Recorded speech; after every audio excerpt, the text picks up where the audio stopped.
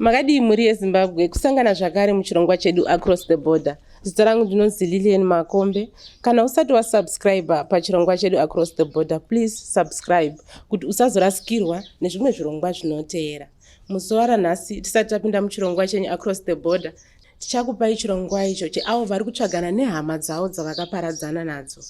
Chirongwa ichi chinonzi Missing Hearts.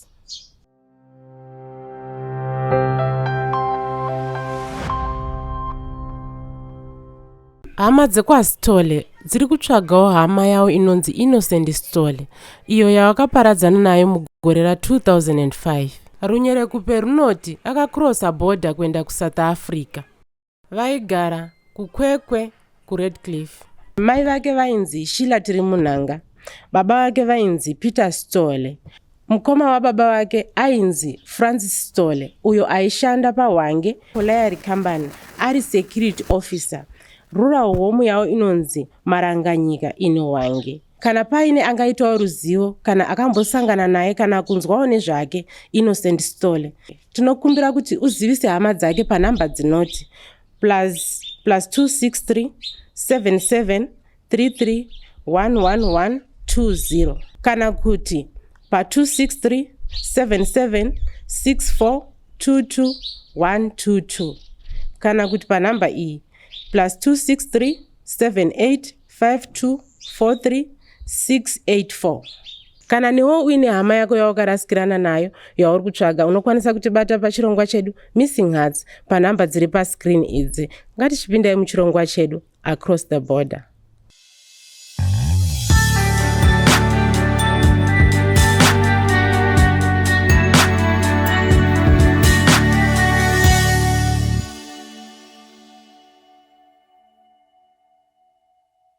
Kumusha munobva kupi? Kumusha ndinobva kunozwi kuChipinge kwaMundanda. Zita muri kutaura naHerbert Ngrande Idliwayo. Pfungwa dzakakubata imimi kuti muti ini ndakuenda kuSouth Africa dzanga dziri dzechi? Ya, pfungwa dzakandibata kuti ndakuenda kuSouth Africa ndezvekuti raramo yendanga ndakurarama, mari kuendesa vana kuchikoro nezvendaita zvekutengesa mabaka yawe nehowe zvanga zvisikachabalansi. Saka ndeiona vanhu vanobva kuJoni ndikati mirai ndidini ndiendewo kuJoni kunoenda vamwe, nekuti ndeiona shanduko yokuti vanhu vabva kuJoni uko pane shanduko inouya pavari. Saka neni ndakazvipirawo kuti sezvo ndiri baba ngandiendewo kunoenda vamwe varume, pamwe ndingauyawo neshanduko kuti ndikwanise kuendesa vana kuchikoro. Ndizvo zvakandiwira mupfungwa dzangu. Saka nokudaroko ndakabvunzawo vamwe vanhu kuda kuziva nzira mafambiro kuti kunoendwa seJoni kwacho, nokuti ini ndanga ndisikazivi kunozwi kuJoni.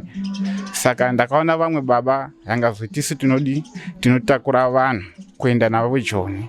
Saka ipapo ndakachajwa mari, ndakachajwa ndobva ndavabatisa.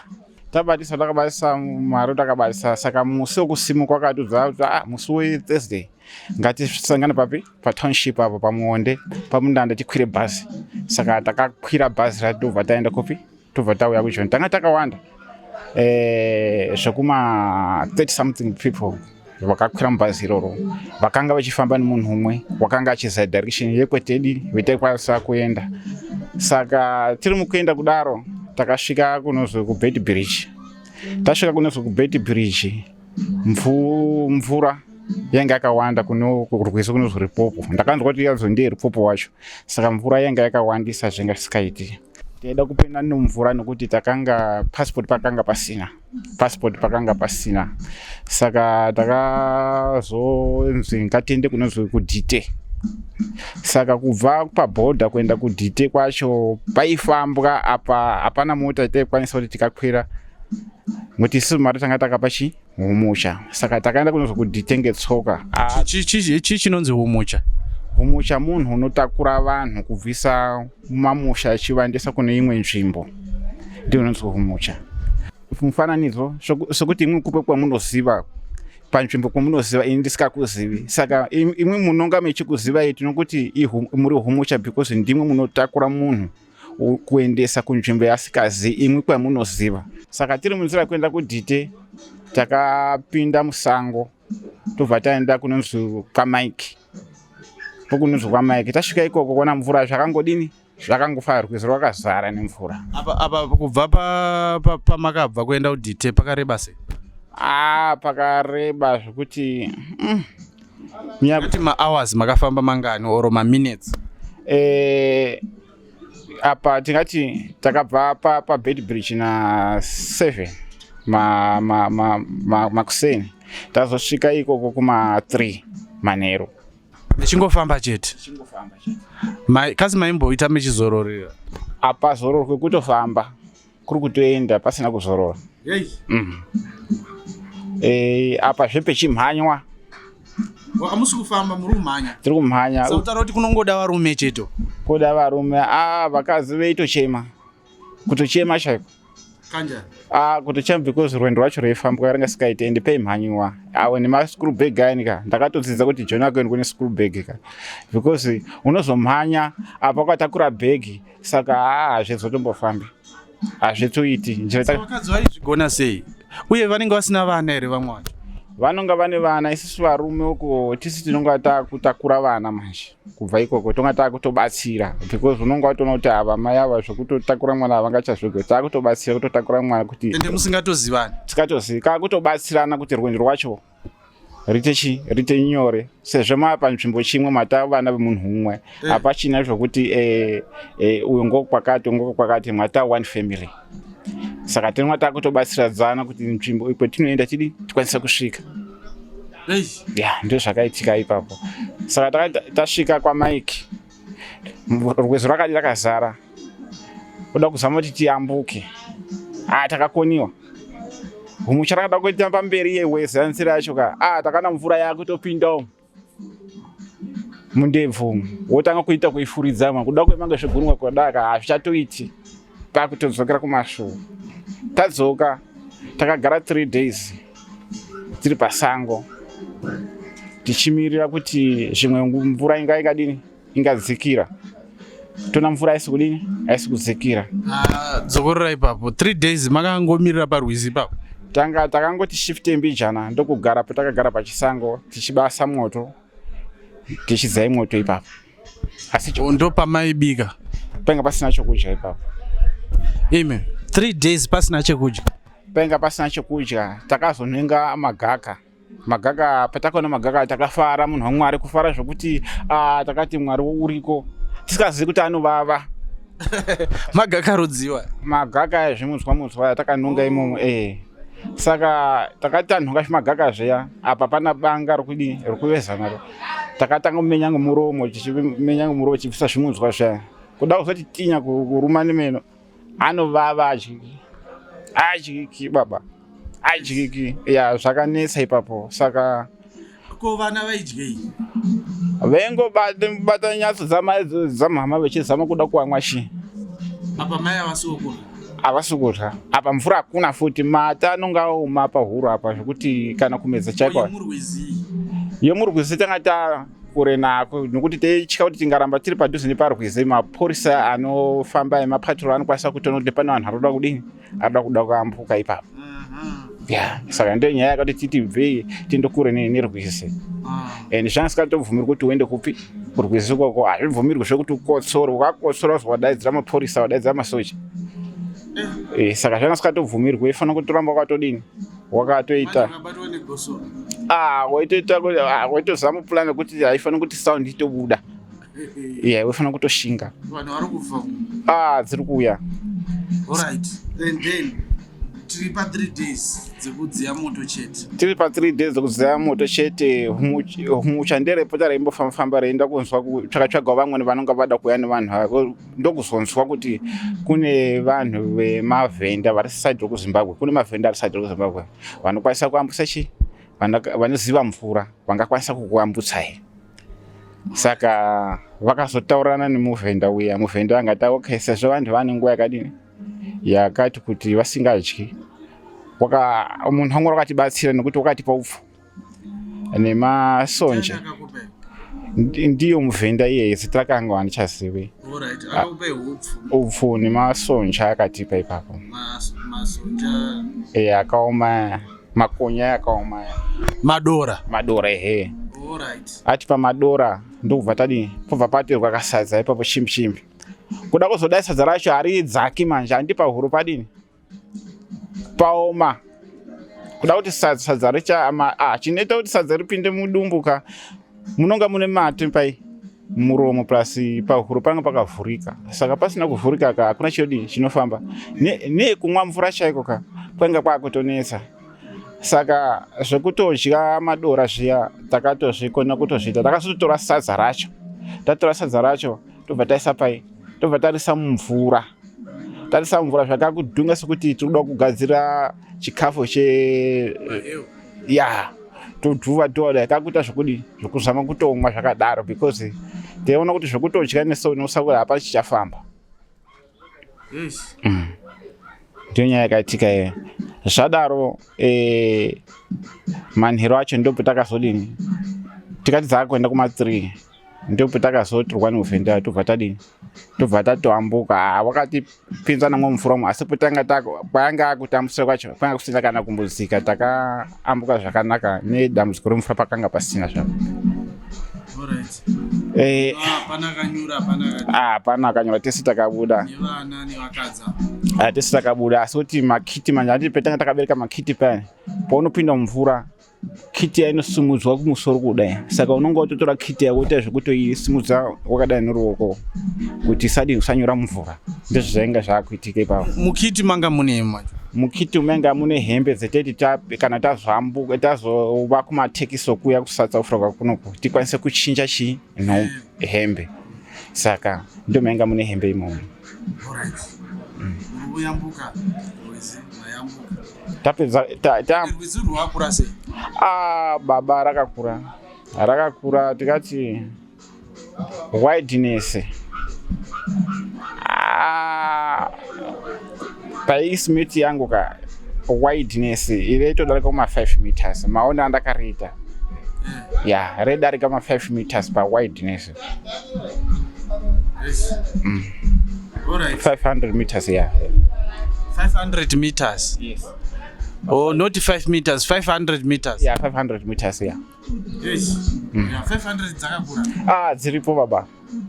500 dzakakura. Fungai kuti ground rebhora ranoita 100 meters. What about 500 meters? Iri wideness. Ground mashanu. Yey. Kanga pakoma. Tayambuka and then mavhenda aya. Taambuka nemavhenda saka takati chitingoambuka mavhenda ruvhadi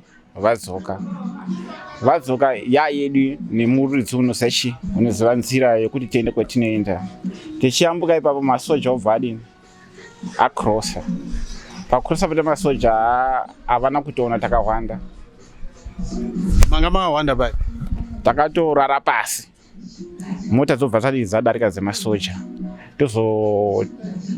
kupe munodarikira zvimhembwe munovhura zvimhembwe zvichidarika nomeya munonga makavhurwa ngemvura yechipainopyerera paya saka ndo mutakakwanisa kuti tipinde namo kujamba waya yacho hatina kujamba nepamusoro takati kupinda nepasi meya mainga meivhurwa ngemvura ipaina pandi inovhura erosion pandita urosion paya saka ndo pete takapinda napo tapinda napo tobva taenda seri taenda uko kuzoti mari kuti tichaenda naye kuti tichapinda mutaxi yacho mari yonzi yadini yarasika yakanga ngoti mari takanga tabatisa muhumusha angazo mari yarasika nayo yekusaa kuziva takanga takati yake basa plus nebhasi takamupa yebhasi tobva tamupa yenye yake basa wakachacha kuti mari yakati zvese kuti tosvika panzvimbo patodini patinoenda saka takabva tamubatisa ese so vanhuwo vachiri kudzidza vasikazivi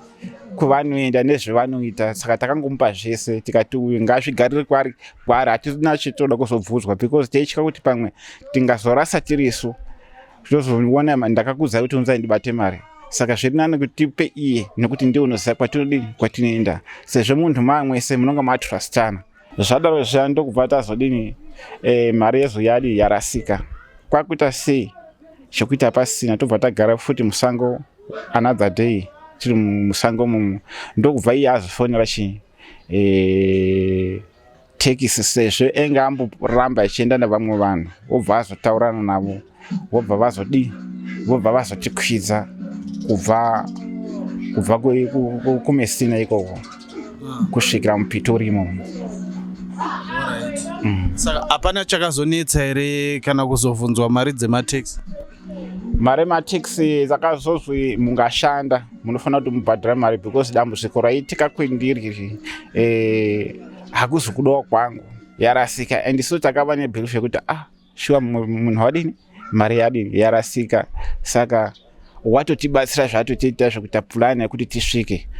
Yeti apa dzimwe nguva zvake wakatoviga kusaidi kuti akwanise kutumidzira vamwe kumusha, nokuti kumusha kune nzara, kwaiva kune nzara mazuva acho. Ihustling ka iplan. Alright, so mechisvika kuPretoria makasvikira kwaHomu chaivavo here kana kuti maiziva kwamai?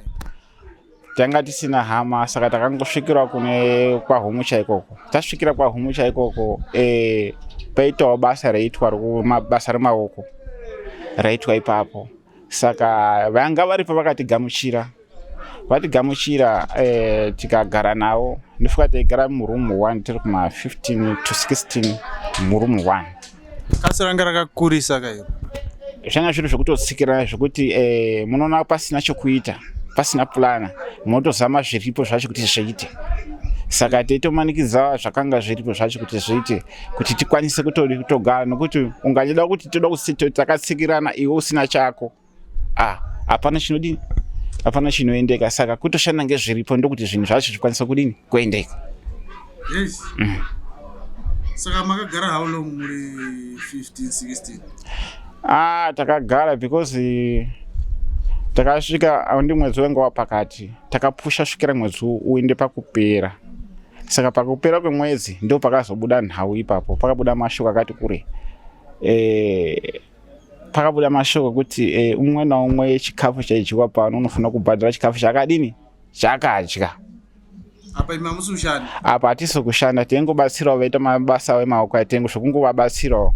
Saka sokuti wandi uri kudya pevari, saka unongopota uchibatsira tisikazivi kuti tichada kuzotobhadhariswa chikafu chacho. Saka makaita sei? Saka vaitora chikafu pashopu yakanga iripo nechikwereti. Saka zvadaro zviyani ndipo takazozwi mumwe kwangadini pakachawa metsi, yachawa metsi nevakomana nasoziva metsi chaidzaidzo.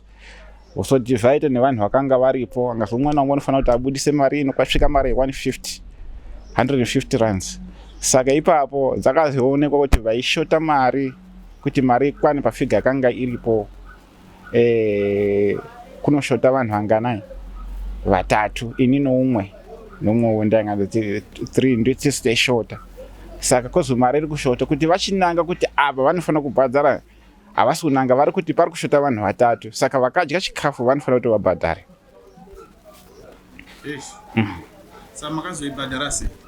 Nhau iripo takazoti tanga tine zvibhutsu zvitanga takatenga kumusha zvanga zveionekerawo zvanga zvinani zvekuti teti tangombozvikiyawo imomo mujoni muno mumazuva acho tingazvikiya vanhu vaitombotaura kuti ingawani wakarova kabhutsu kari nano.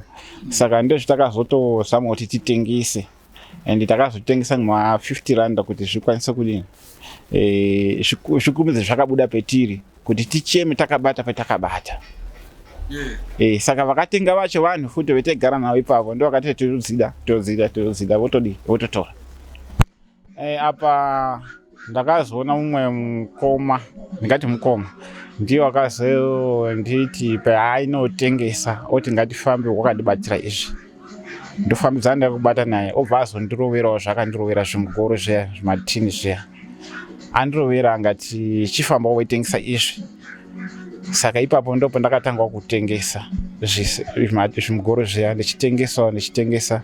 Pakutengesa mugoro pana ndakazoona tengoshandisa chirungu, ndio chinanga ndakusenzesa kuti ndikwanise kuita communication nevanhu vemuno, sezvo ndingasikazivi mutauro wemuno. Tikati chirungu chakatibatsira. Saka tototi vazhinji munofanira kuendesa vana kuchikoro, because pokuenda nzvimbo yausikazivi kana isiri mother language zvinoda kuti vana ngaende chikoro. Saka pakutaura ndakasevenzesa chirungu, saka veinditengera vechinditengerawo. Apa peveigadzirwa zveigadzirwa zvazvo zvemugoro zviya, ndakanyasa kutotarisa magadzirisiro avanoita. Saka zvakati zvichipera zvemugoro zviya ndakabva ndadini ndaenda kutsvagawo rata kuti ndikwanisewo kuodha ndichigadzirawo zvangu ndichitangawo zvangu kuenda mberi. Ipapo ndio mabvira andakazoita paHumucha kuti ndizoenda kutsvagawo chimba changu chokuti ndigarewo ndiri ndega. Tikati inini joni rangu rakandiitira munyama zvokuti rakandinyasonditirwadze because tiri ipapo ndakati ati pushe ndakuziva zvokuita muupenyu. Pakazoitawo vamwe vanhu ngoti mudunhu metegara uko kwainga kuna mambo wemujoni, kuna mambo tikati ndiani zve murural area metegara muna mambo urimo. Saka kune vamwe vekumusha vakandoba vaba zviya kubei vakandondoba zviro zvanhu kuputsa dzimba dzavanhu vechingoba. Saka mukuba miyani manje kabva kanzwa vanhu vese vanobva kubanze kwenyika ndio vari kukonzesa maproblem okuti mubiwe munhu. Saka indandatenga redhi ndanga ndatenga nemaplate. Saka watenga chinhu kwatenga takatoisa kuti tofanira chiende kumusha chakadini chiri chinyuwani chionekwa kuti chakabva kushop. Saka ndachanga chakazvakasa kuvharirwa. Saka pandakanzwa kuti vari kufamba vachidini vachirova vanhu vanobva kunze vechiti muri kudini muri kuita zvinhu zvisi muri kuba. Inini mukomana wanga ndakati isusu hatitizi because isusu hatibi, hakuna kutotiza tichenda kugara vanhu. Dai ndakaziva haichatungamiri zvokuti dai takatotizaka pamwe tikadai takatorarama pakurohwa. Saka vakati vasvika vanhu vane vobva vatora redhi yangu vobva vaikandira mota nemaplate aya. Saka kuchenjera kwandakaita kandakaziva kuti ini ngandimhanye ngandigare nemarisiti enyu eredhiyo nemarisiti emaplate endanga ndatenga ainga ari muhomwe. Saka vakandirashira mumotikari mandobatwa ngumbo ndokukandirwa mumota meya ndatomborohwa. Mwana vamwe vangu munorohweswa zvokutokuwadzwa. Ndakatoenda ndakutodzudza ropa ndatorohwaka ndatodzudza ropa apa tatsara mukamota tobva taendeswa kupi kwamambo kwacho kusvikira tavharirwa mugedhi pobva patsvagwa matayi angazi vanhu vanofanira kuti vapiswe. Munoona vanhu vazhinji vanofira nyaya dzisi dzavo. Ini kuti ndizive kuti dhoro munhu rovhuriswa kudini. Ini zvinhu zvangu zvindinazvo marisiti azvo ndinawo. Redhi ndandakatenga kuHamaskara shopu number 40 muHamaskara ndiko ndandakatenga redhi yangu. Risiti zvese zviripo. Paangazwi padikana chinhu vanofanira kuti vapiswe. Imi ndimambo Rudzi anoti hanzi vanhu ngavatsve vasingaendeswi kukoti. Handi koti ndo inotongeswa nyaya here. Ava ndimambo wekuzvigadza kana tori mambo wekugadzwa negovernment? Ndimambo wemurural area. So zvazvinoita muno ndezvekuti zvinonga zvataura mupakati. Ndikati mupakati tikati vanhu community mambo ana simba because ivo vanotoita zvavanoda. Saka zvavafanira kuti havana mambo. Saka vanonga vangotiti zvitatotaura ndezvinofanira kuti zvidini zviitike ipapo. Saka so zvinevewo Mwari wakapindira pakakurumidza pasvika mapurisa asvika pobva pazosvika mapurisa vakaikonewa hondo yacho pobva pazosvika masoja. Pasvika masoja ndo pakazaruka zvino takamhanya togwa kutopinda penye mumavheni miya kuti titoita safe life. Imi maifila sei mechiziva kuti apo pandakavharirwa tiri kutouraiwa izvezvi takuda kutopiswa? Apa ndakarwadziwa zvokuti ende chendenyasa kushura ndechekuti chendenyanya kundirwadza ndechekuti 1 hapana chindakaba chemunhu. 2 zvinhu zvangu zvacho zvendiri kupirwa mhosva ndine masita azvo. 3 vari kuramba kuti ndibudise marisiti ezvinhu zvacho zvandakanga ndakatenga. Nokuti chechi4 ndanda kutotya kuti kumabudisa marisiti apa nezvevari vanhu vanokwanisa kumabvarura kuti pashawa evidence kuti zvinhu zvandakazvitenga. Saka patakazotakurwa nemapurisa tikaenda kunonzwi kupolice station kutakaenda. Kusvika ikoko angazwi umwe naumwe ngaamire nezviro zvake.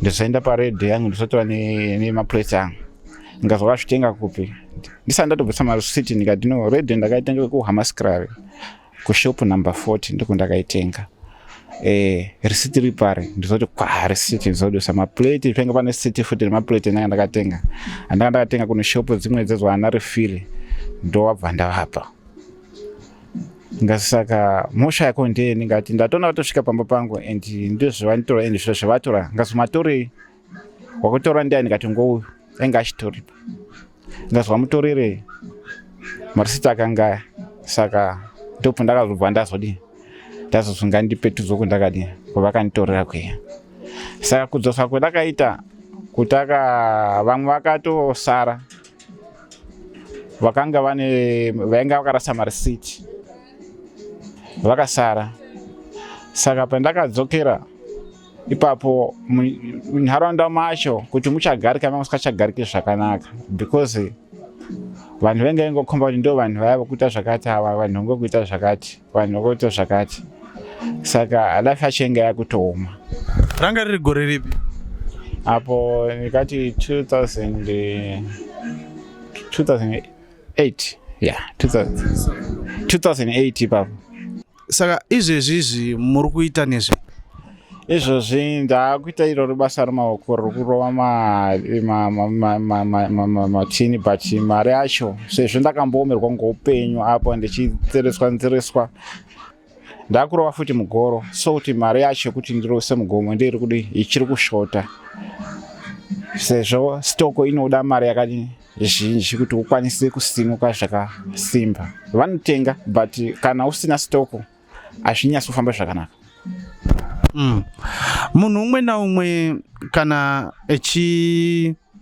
especially vanouya kunyika yakafanana neSouth Africa kusiya nyika dzavo, mostly they have madreams avo vanoti shungu dzangu ndoda kuita chinhu chakati. Imi shungu dzenyu kuuya kuSouth Africa dzanga dziri papi? Shungu dzangu kuti ndiwe kuSouth Africa yeva iri shungu kuti vana vangu vanofana vaende kuchikoro because ndakaenda kuona kuti hakuna chinodarika kudzidza. Saka mari yechikoro ndiye ndeshingira maningi kazhinji kuti no kudai ndasevenza ndakwanisa kuendesa vana kuchikoro kuti ramangwani ravo revana rive rakajeka neni ndinozobatsirika nyangwe ndisina kuenda kuchikoro asi ndikakwanisa kudzidzisa vana ava ivo vana vanokwanisa kundichengetedza kubudikidzana nechikoro chivanonga vakadzidza mabasa anonga avanyora avazorovewo mugoro sekurova kwandiri kuita ikuno. Izvezvizvi vana makakwanisa here kuvaendesa kuchikoro kana kuti you are still struggling havasi kukwanisa kuenda kuchikoro? Let me say ndiri kuzama, I am trying kuti vaende, vari kuenda but handisi kumaneja kuti zvinodi zvikwanisiro zvevana zvokuti vange vakaita vachienda kuchikoro, nokuti kuchikoro kunodikana kuti vange vane bhusu, makiti nezvimweniwo kuti varatidze kuti mwana ari kuenda kupi kuchikoro. Saka ngezvekubhirija asi vanoenda havo kuchikoro, zvimwe nguva zvinombonetsawo, zvimwe zvinodai asi kuchikoro vari kudini vari kuenda but hazvisati zvanyatsa kukwana pandoda kuti zvibasa kuratidzika kuti no mwana wangu wabuda kuenda kuchikoro. So far kuri kunzi compare life yamairarama kuZimbabwe neyamuri kurarama kunoko, yamunoti yanga iri nani kana kuti iri nani ndeipi? Izvozvi maonera ndakuzviita kuda kuri kuti zvendinoona ngatange ndatozoenda papoint remabvunza zvandaiona ndezvekuti kuda kuri kuti panokwanisa kuti ndione kamari kuti ndosevenzera kunyika yendakabva kumusha kwangu zvaiva zviri nani because munomu mwacho life yacho ingati sokunge iri easy but anytime upenyu wacho unokwanisa kungokuchinjira. Chiona chichacho chinokwanisa kungotorwa mahara kana kuputsirwa kana kungopuwa mhosva usina kuita. Saka nokuti hausiwe muno, saka anything chinonga chaitikapo munzvimbo munharaunda vanongoti iye unobva kunze ndewadini waita ichinhu ichocho. Saka life yekuraramira munyika mumwe munhu inonguva iyi inonetsa asi nokuti unonga usina chako inokunyepedzera sokunge iri right but unokwanisa kuruza zvese zvauinazvo. pashort time waturuza zvese zvauinazvo. Saka shendeida kuri kuti zvinondikwanisira ngezvekuti kudai ndingaona kamari ndienda kozviitira sezvo ndadzidza life yakakura muJoni muno kubudikidza nokuti munyika musiri makopi hakuna kunokwanisa kundokoreta ufuka. Saka unotoshanda zvine simba kuti ukwanise kuona upfu. Saka neexperience ndanayo kuziva kuzvisevenzera, ndingaona kamari ndingaenda kudzisevenzera ndiri kumusha kunzvimbo kwandinozvarwa, ndinoona kuti zviri nani because ndine vanhu vanondiziva uye vanoziva zvoti munhu zvakati hazviti. Saka muno unokwanisa kuunganidza chinhu chaunganidza, unokwanisa futi kuchisiya, chinokwanisa kuparara anytime watodzingirwa muno. Tingati pari pakuconcluda zvinhu, munofunga kuti makaita good choice here kuuya kuSouth Africa kana kuti munodemba kuti dai ndakangoramba ndiriko ndisina kumbobvira ndatsika South Africa? Apa pane zvimwe zvinhu zvandakakwanisa kuachiva ndauya hangu muno. Pane zvimwe zvandisingakwanisa kuachiva ndiri kumusha, but life yemunomu ini zvindaida chaicho zvine zvekudai ndingaona kamari ndidzoke kumusha because life yemunomu iri harder than yokumusha. Nekuti paunogara unoda kubhadhara, zvechikafu unoda kudya, uchiunodya unoda kutenga, zvese unoda kuita, and chacho chawaona chacho wakoniwa kusakuchibudisa nenguva chinokwanisa kutorwa chizwa hachisi chakopi wakachiba apa aona kuba. Nderipi rimwe basa ramunoita kana ndo chete ramunokwanisa kana kuti ramunokwanisa, tisingati ramunoita, ramunokwanisa futi kuita? Ini ndingati rese basa rinozwa rokutengesa, rokuodha ndichitengesa ndinoriziva. Ndikati rese basa rinozwa ngerokutengesa ndinoriziva, ndane experience yanaro. Asi problem ndeyekuti mari ndo pasina, asi chiro chinonzi buying and selling aizvo ndezvazara mupfungwa mangu. Munotiwo kudii nevanhu vasati vauya kuSouth Africa, vane pfungwa dzekuuya kuSouth Africa? Inini experience ine yamuSouth Africa ndeyekuti kana iwe unofungwa yekubva kumusha kuya kuSouth Africa, wasvika muno ziva kuti wauya kodii, wakafambirei, and chewakafambira ichocho make sure kuti ndicho unofanira kuiti uite. Usauya muno ndokubva ukanganwe zvawakadini zvawakafambira, nokuti vazhinji vanokwanisa kuya muno votora life yemuno kuita yavo apo vakanganwa kuti kuvakabva kwakamira sei. Saka uri munhu unofanira kuziva chawakafambira, and unofanira kuziva kuti hamusi mako muno. Ungakwanisa kutaura mutauro yemuno but hausiwo muno. Saka hanzi kwedu kuno shona neti zundu kupinda mombe, hanzi ndamombe, hausi mombepi, ungori zundu. Saka iwe wabva kumusha uko ka usafunga kuti wamuSouth Africa nokuti uri muSouth Africa, hausiwo muno. Cause kune vanouya votoita makore vakasiya mhuruko but then zvozotoparara because havachatodzokeriko.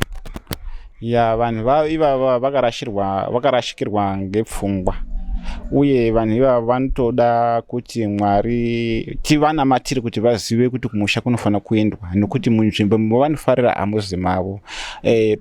Pavakabva kumusha vakauya kogadzira upenyu hwavo kuti uita achievement. Saka iwe ungazoti wabva kumusha uya kugara muno, chawawira muno ndechei, wauya kotsvagei, iwe wakukangana kuita zvawakafambira muno, wakukangana kuchengeta mhuri dzawakasiya kumusha, wakukanganwa kugadzira musha wako, wakukanganwa kuendesa vana kuchikoro, zviri izvo zvawakafambira. And chinokura chinokotama, mangwana uchabva muno wachemberi pamba chaipo hauna pekugara. Vaya wakasiya kumusha vanokwanisa kukuramba kuti no baba hativazivi, iwe uzoti kai vana vakandiramba, iwe ndiwo wakaita upenzi. Saka kurudziro yangu ndeyekuti munhu wese ari muno anoziva kuti hasi wemuno, kana ari muno ngaasevenze chidiki chaona ichocho, nekuti chinonzi chidiki chirera miri chikuru chinozouya kana wadini wasevenza. Chidiki chaanonga awana ichocho ngaazame kuti chiende kune mhuri, chasvika kune mhuri kutenda kunoita mhuri kuti baba vatitumira chakati, naMwari anonga achidini achiropafadza. Uye vadzimu paunonga wakagara paya pamba pako paya, kuti wakasiya mudzimai ipapo, mudzimai angachema kuti pendakarogwa pana chiri kufamba, unonga atotuka vadzimi wepo, saka iwe uri kuno hapana chinokufambira naMwari unonga atovhara zvese. Saka iweweka ita kuti zvinhu zvinofadza mudzimai nevana vazive kuti baba vanoshayiwa, asi chevanenge vaona chidiki chacho vanotipa, ndekuti zvinhu zvekuzarukire. Kana zvisiri kubatana autorina, tinavo vamwe vakazopedzisira titori navo vamwe vanogara mumastreets chaimo zvinhu kwete nekuda kwavo, but zvinhu hazvisi kutobatana. Ya ndofunga pandatanga kutaura interview ndataura kuti ndakasvika pane vanhu veita zvemugoro. Zvimwe zvinokonzeresa vanhu kuti vapinde mumatambudziko ngemumwe vayanosvikira. Iwe ungaenda kotamba nenyaupe unopesira wanyaupe. Ndingauya pemuri ndichitamba nemwe pabasa ramunoita, neni ndinopesera ndada kuziva kuti muite basa ramakazvigona sei. Ndopesera ndada kupinda pabasa iroro renyu, munokwanisa kundiudza kuti ndoita zvakati. Mondipa umbo mafambiro amuri kuita pai mubasa renyu iroro. Saka kazhinji vamwe tinozorasikwa vanhu kutamba navo, tinosiya vanhu chaivo kutamba navo, toenda kune vamwe vatinotamba navo vane mabasa asiri iwo. So imi maane passport? Ya ndakazotsvaga passport kuti ndikwanise kurarama, kuti menga musikachatogariki manje izvozvi, nokuti everyday ungozi pese mari. Saka ndakakwanisa kutsvaga ka passport kuti ndikwanise kurarama zvinonga zviri nani. Nyangwe ndinyari nepassport, kuti passport hazviri kuti unokufanira kuti ukanganwe kumba. Ngeri kuti ndikwanise kutokiya ndichiita zvendakafambira kuya muno ndigadzise zvinoshota kumba kwangu. Ayo tatenda. Muve nezuva rakanaka. Tatenda nemwe muve nezuva rakanaka. Ndokutendai.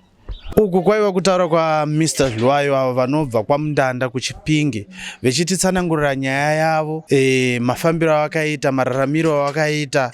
I think ruzhinji rweZimbabwe tiri kudzidza, takawanda tine madecisions ekuti dai ndambobira mhiri kwenyika, maybe zvinhu zvavo zvingafamba, but tanga wafungisisa pane kwaurida kuenda, kuti chii chauri kufambira, chii chaurida kuita, uye une zvikwanisiro here, une zvakakwana here kuti ugove uchirarama kune imwe nyika. Tinosangana pachikamu chinotera. Zita ndini Dumisani Mulambo Mafanise.